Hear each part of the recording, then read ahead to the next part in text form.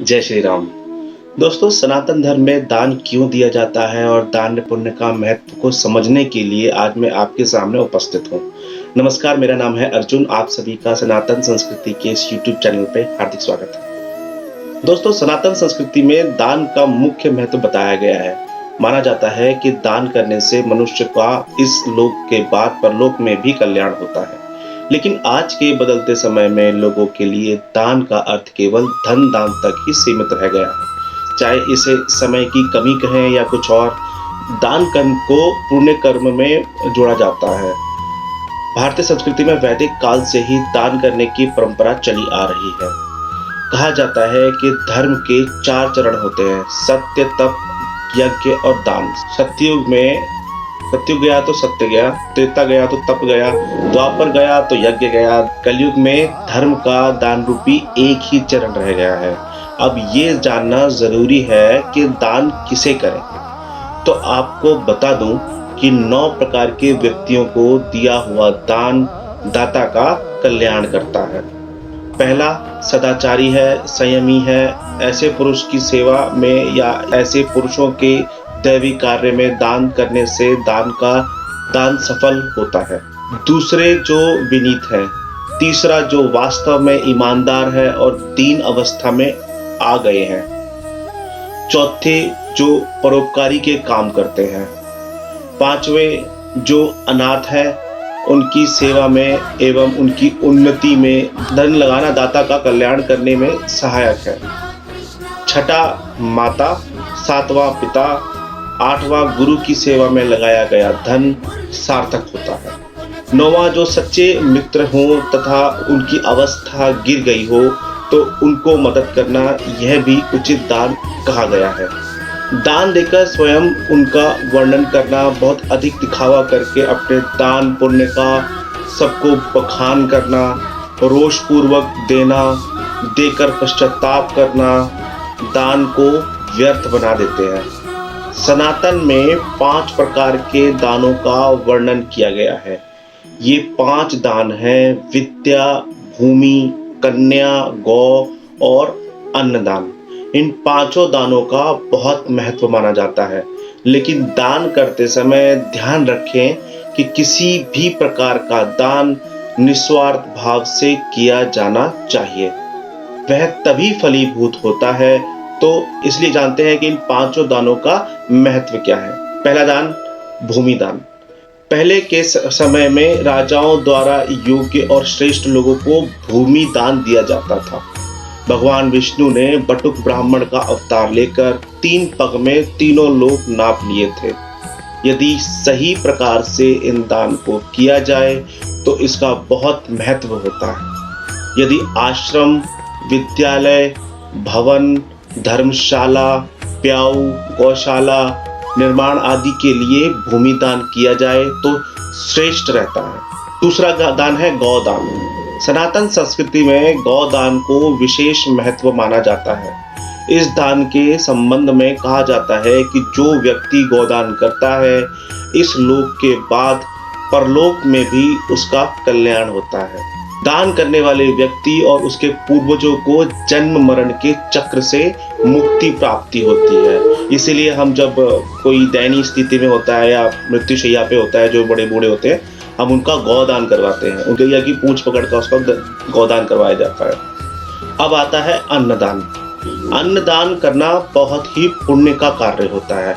यह एक ऐसा दान है जिसके द्वारा व्यक्ति भूखे को तृप्त कराता है। यह दान भोजन की महत्वता को दर्शाता है। सभी प्रकार की सात्विक खाद्य सामग्रियां इसमें सम्मिलित हैं।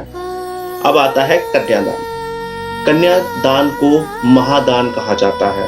सनातन धर्म में कन्यादान को सर्वोत्तम माना गया है। यह दान कन्या के माता पिता द्वारा उसके प्राणी ग्रहण संस्कार पर किया जाता है। इस दान में माता पिता अपने पुत्री का हाथ वर के हाथों में रखते हुए संकल्प लेते हैं और उसकी समस्त जिम्मेदारियां वर को सौंप देते हैं। तत्पश्चात आता है विद्यादान। विद्यादान का दान गुरु वरिष्ठ सलाहकार योग्य द्वारा प्रदान किया जाता है। इस दान से मनुष्य में विद्या, विनय और विवेकशीलता के गुण आते हैं, जिससे समाज और विश्व का कल्याण होता है। भारतीय संस्कृति में सदियों से गुरु शिष्य परंपरा में विद्या दान चला आ रहा है। विद्या एक ऐसा दान है जो बांटने से और भी बढ़ता है। दोस्तों, आज के परिप्रेक्ष्य में अगर बात करें तो दान को अंग्रेजी में चैरिटी कहा जाता है और लोग चैरिटी रील्स और फेसबुक का कंटेंट क्रिएट करने के लिए बनाते हैं, क्योंकि उनको अपलोड करके खूब शाबाशी और सराहना मिलती है। पर यह हमारी दान दक्षिणा का मकसद नहीं हो सकता।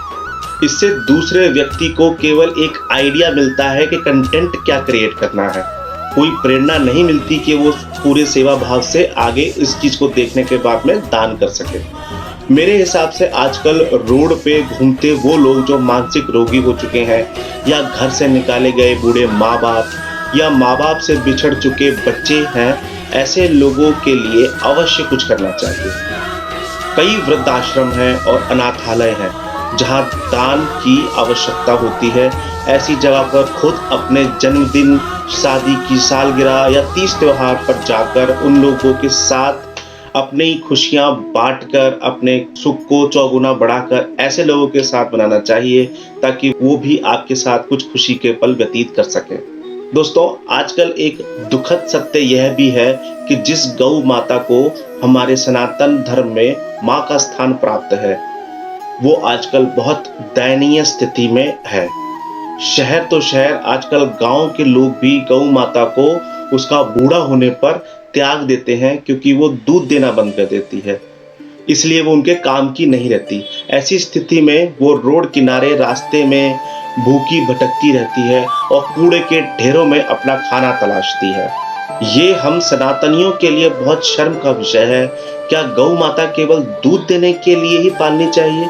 कम से कम हम उसके लिए साफ पानी पीने के लिए और घास या चारे का प्रबंध तो कर ही सकते हैं ना। कुछ लोग गौ माता को रोटी भी ऐसे फेंक कर दूर से देते हैं जैसे उस पर एहसान कर रहे हो। किसी पंडित के कहने पर रोटी बनाकर भी क्यों खिलाते हो? इससे अच्छा तो ये कि उसको इज्जत से रोटी दे सकते हो तो दो। ये बहुत ही मूर्खता का कृत्य है। आप अपने धर्म में गौ माता को आदर सम्मान नहीं देंगे तो दूसरे धर्म के लोगों से आप क्या ही अपेक्षा करेंगे। इसलिए अपने बच्चों को सिखाएं कि गौ माता को रोटी हाथ से खिलानी चाहिए, उनका आशीर्वाद लेना चाहिए। मोहल्ले में एक स्थान ऐसा होना चाहिए जहां गली के हर मकान से हर एक व्यक्ति कम से कम 2 रोटी बनाकर उस चौराहे तक जाए या उस स्थान तक जाए और गौ माता को अपने हाथ से प्यार से खिलाए। ये थे दान देने के महत्व पर मेरे विचार। कमेंट में आप सभी के विचार अवश्य लिखें। वीडियो अच्छी लगे तो शेयर करें, इस चैनल को सब्सक्राइब करें और अपना प्यार दुलार मुझ तक पहुंचाएं। धन्यवाद। जय श्री राम। गौ माता की जय। भारत माता की जय। जय श्री राम।